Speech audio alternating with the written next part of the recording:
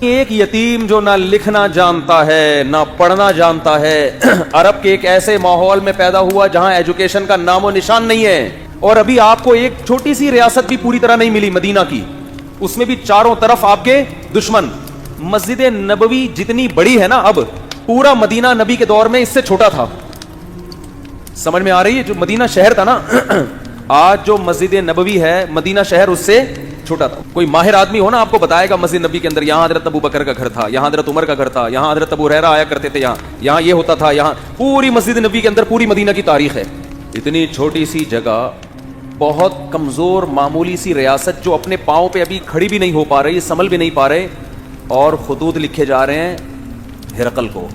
ہے بھائی، خطوط کس کو لکھے جا رہے ہیں؟ بڑے بڑے ملکوں، اس وقت ایسے جیسے رشیا، امریکہ اور برٹش، ان حکومتوں کو خطوط لکھے جا رہے ہیں۔ اس میں کیا کہا جا رہا ہے؟ انی رسول اللہ علیکم جمیعا، مجھے گاڈ نے میسنجر بنا کے بھیجا ہے کہ اس کی طرف۔ آپ کہتے ہیں جب اللہ کو اللہ کہا جائے گا تو گاڈ کیوں کہہ رہے ہو پھر بار بار؟ گاڈ اس لیے کیونکہ یہ لفظ گوروں کے لیے بھی ایکسیپٹیبل ہے نا۔ گاڈ کو تو وہ بھی مانتے ہیں نا، اللہ کو نہیں مانتے، گاڈ کو تو مانتے ہیں نا، تو اس لیے میں گاڈ کا لفظ استعمال کر رہا ہوں۔ اب میں آپ سے ایک بات عرض کر رہا ہوں کہ دنیا میں اس سے بڑے سفیر کی کوئی مثال مل نہیں سکتی، جو دعویٰ بھی کر رہے ہیں اللہ کی طرف سے تمام انسانوں کا رسول، اور اس دعوے پر عمل بھی کر کے دکھا رہے ہیں۔ بڑے بڑے بادشاہوں کو خطوط لکھ رہے ہیں۔ بعض بادشاہوں نے جب آپ کا خط دیکھا تو اسے پھاڑ دیا۔ آپ نے فرمایا اللہ اس کے اسی طرح ٹکڑے کرے گا جس طرح اس نے میرے خط کو پھاڑا ہے۔ آپ کہہ سکتے ہیں بھائی کسی کے خط کو پھاڑنے پر اتنی بڑی بد دعا کیسے دی جا سکتی ہے؟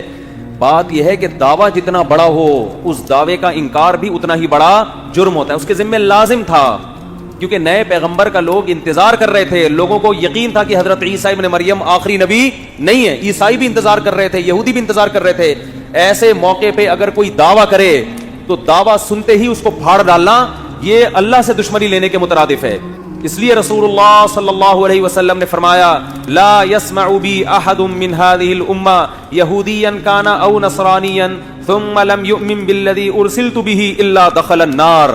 فرمائے میری پوزیشن یہ نہیں ہے کہ کوئی میری دعوت سنے، اس کا دل چاہے تو مان لے، دل چاہے تو نہ مانے، نہ نہ نہ نہ نہ نہ۔ میری حیثیت یہ ہے کہ اس امت میں کوئی یہودی عیسائی میرے بارے میں سنے اور پھر تحقیق کر کے مجھ پر ایمان نہ لے کر آیا تو اس کا ٹھکانہ جہنم کی آگ ہے۔ اس نے اس کو ویلیو کیوں نہیں دی؟ بالکل اس کی مثال ایسے جیسے کلاس روک کر ایک شخص کہہ رہا ہے مجھے پرنسپل نے بھیجا ہے، اور ٹیچر اس کی بات کو لفٹ کرانے کے لیے تیار نہیں ہے، تو آپ کیا سمجھتے ہیں پرنسپل چھوڑ دے گا اس کو؟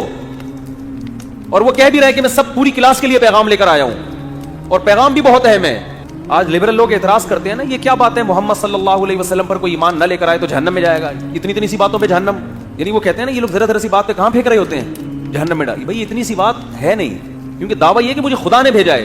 اب آپ کے ذمے ہے کہ آپ تحقیق کرو کہ یہ اپنے دعوے میں جھوٹے ہیں یا سچے۔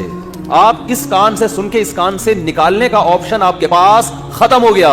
ابھی آپشن نہیں ہے آپ کے پاس کہ ادھر سے سنیں اور ادھر سے نکال دیں گے، یار یہ مسلمانوں کے مذہبی معاملات ہیں، چھوڑو۔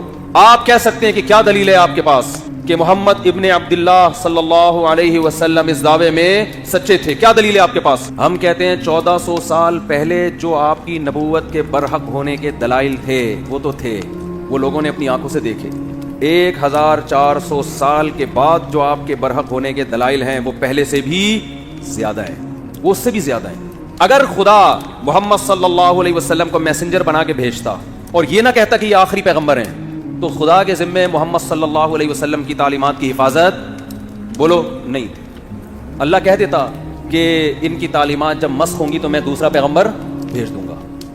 خدا نے محمد ابن عبداللہ صلی اللہ علیہ وسلم کے بارے میں 2 دعوے کیے، یہ میرے میسنجر ہیں اور لاسٹ میسنجر، ان کے بعد کوئی نبی نہیں ہے، کیونکہ ساری دنیا کے سارے انسانوں کے لیے۔ اس دعوے میں اللہ نے ایک اور دعویٰ کر دیا کہ ان کی تعلیمات کو میں قیامت تک کے لیے محفوظ کر دوں گا۔ اللہ کے ذمے تھا کہ محمد صلی اللہ علیہ وسلم کی تعلیمات کی حفاظت کرتے۔ یہ حفاظت خود اس کی دلیل ہے کہ محمد صلی اللہ علیہ وسلم لاسٹ میسنجر آف گاڈ ہیں، ورنہ کسی یتیم جو نہ لکھنا جانتا ہو نہ پڑھنا جانتا ہو، اس کی تعلیمات کی اللہ کی قسم اسباب کی دنیا میں ایسی حفاظت کا انتظام اس زمانے میں تو ممکن ہی نہیں تھا، ناممکن، اور اس زمانے میں بھی اتنا پروٹوکول ملنا کسی کو ممکن نہیں ہے۔